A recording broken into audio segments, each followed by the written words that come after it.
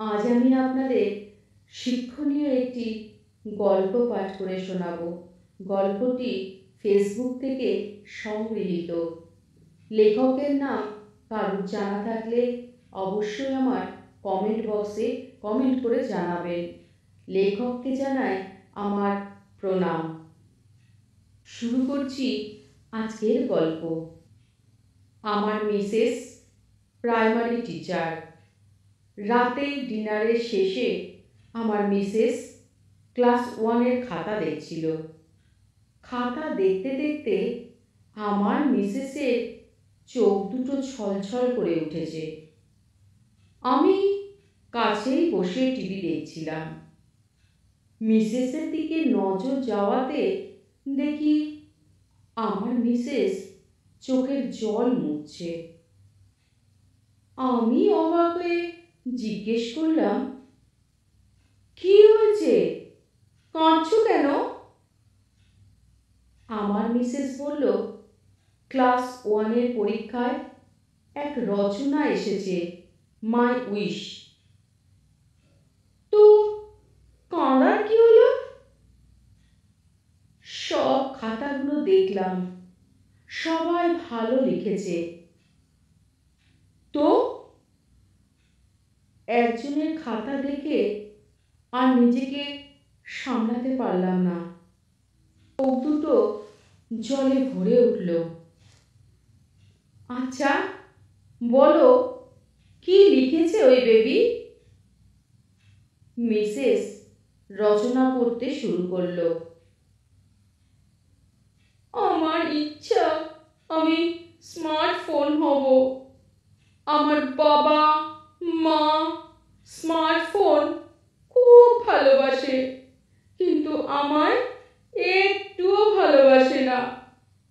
যেখানে যায় আমার বাবা তার স্মার্টফোন সঙ্গে করে নিয়ে যায়, কিন্তু আমায় সঙ্গে করে নিয়ে যায় না।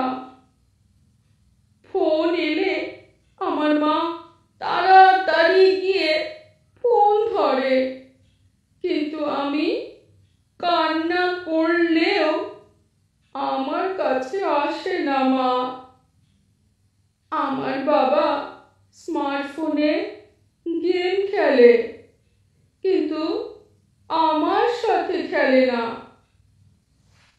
আমি বাবাকে বলি, আমায় একটু কোলে নাও না বাবা, কিন্তু বাবা আমায় কোলে নেয় না। স্মার্টফোনটাই সব সময় বাবার কোলে থাকে। মাকে গিয়ে বলি, মা ও মা, চলো না, আমার সাথে একটু খেলবে। কিন্তু আমার মা আমার উপর রেগে গিয়ে বলে, দেখতে পাচ্ছিস না আমি এখন তোর মামার সাথে চ্যাটে কথা বলছি? আমার বাবা মা রোজ স্মার্টফোনটাকে যত্ন করে, মোছামুছি করে, কিন্তু আমায় একটুও আদর করে না। আমার মা যখন বাবার সাথে ফোনে কথা বলে, তখন মা স্মার্টফোনে বাবাকে চুমু দেয়, কিন্তু আমায় শ্রীরামকৃষ্ণদেবের পাঠ যদি ভালো লেগে থাকে আমার বাবা অবশ্যই এই ছোট্ট চ্যানেলটিকে সাবস্ক্রাইব করে পাশে থাকার অনুরোধ রইল। আমায় কোনোদিনও জড়িয়ে ধরে ঘুমায় না। আমার মা রোজ 4-5 বার স্মার্টফোনটিকে চার্জে দেয়, কিন্তু মাঝে মাঝে আমায় খাবার দিতে ভুলে যায় মা। কিন্তু স্মার্টফোনটিকে চার্জে দিতে ভোলে না আমার মা। তাই আমি স্মার্টফোন হব। আমার ইচ্ছা স্মার্টফোন হয়ে বাবা মায়ের সাথে সব সময় থাকতে চাই।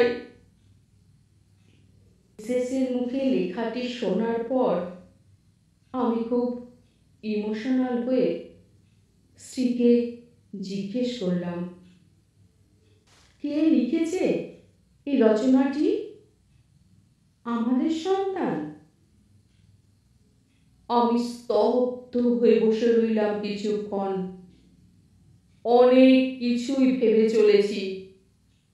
আমার আর আমার মিসেসের চোখে তখন জলের ধারা নামতে শুরু করেছে। আমার এই গল্প পাঠ আপনাদের যদি এতটুকু ভালো লেগে থাকে, অবশ্যই আমার এই ছোট্ট চ্যানেলটিকে সাবস্ক্রাইব করে পাশে থাকার অনুরোধ রইল।